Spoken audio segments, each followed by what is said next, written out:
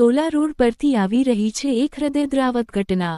ખુલ્લી વીજ લાઇનના સંપર્કથી એક ગરીબ મજૂર શંકરભાઈ દાહ્યાભાઈ પરમારનો કરંટ લાગવાથી દુઃખદ અવસાન થયું છે।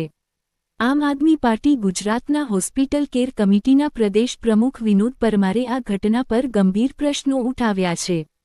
તેમણે કહ્યું કે આખા શહેરમાં આવા કેટલાય કોન્ટ્રાક્ટરો છે જેઓ પાસે લાયસન્સ નથી, મજૂરો માટે વીમો નથી અને સુરક્ષાની કોઈ ગેરંટી નથી।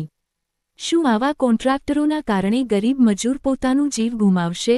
વિનોદ પરમારે તાત્કાલિક કાર્યવાહી કરવાની માંગ કરી છે।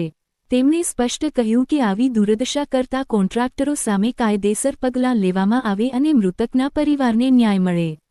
આમ આદમી પાર્ટી ગુજરાત માંગ કરે છે કે મજૂરો માટે ફરજિયાત વીમો અને કડક નિયમનની યોજના બનાવવામાં આવે। મોટા પૈસાવાળા માટે નહીં, હવે ગરીબ માટે પણ ન્યાય જરૂરી છે। આ અવાજ છે આમ આદમીનો। આમ આદમી પાર્ટી ગુજરાત। એને ફોન કર્યો તો ફોન કરતા કે હું 25,000 આલું, 50,000 આપું, આ રીતે સોદાબાજી કરવા માટે હતા।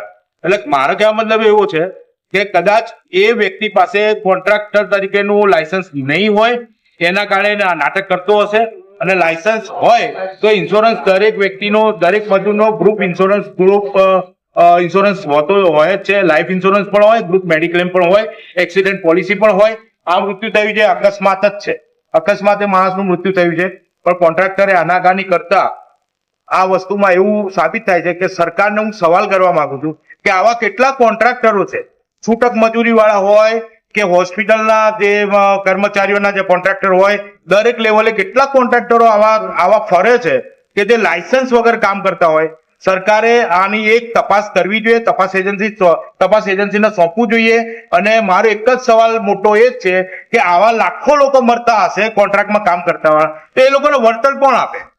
સરકાર હાથ અદ્ધર કરી દેશે, બરાબર છે, કોન્ટ્રાક્ટર હાથ અદ્ધર કરી દેશે, તો આવા ગરીબ માણસોનું શું? ગરીબ માણસોની પાછળ એમના સંતાનો હોય છે, સંતાનોને ભવિષ્યનું શું? બરાબર।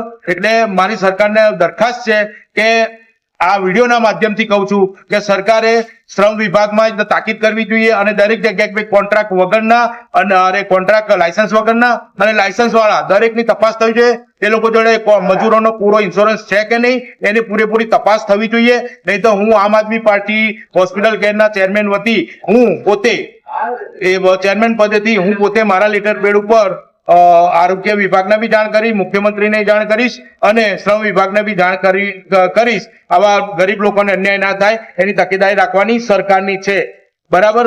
આ એકદમ બહુ આમ કહેવાય અઘટિત પગલાં ભરાય છે। સરકાર જે કરી રહી છે એ સરકારને ખાસ મૂડીપતિ અને મૂડીવાળા કરવામાં જ રસ છે। આ ગરીબોની પાછળ કોઈ ધ્યાન આપવામાં આવતું નથી। સંવેદનહીન સરકાર છે, સંવેદનશીલ સરકાર ના જ કહેવાય।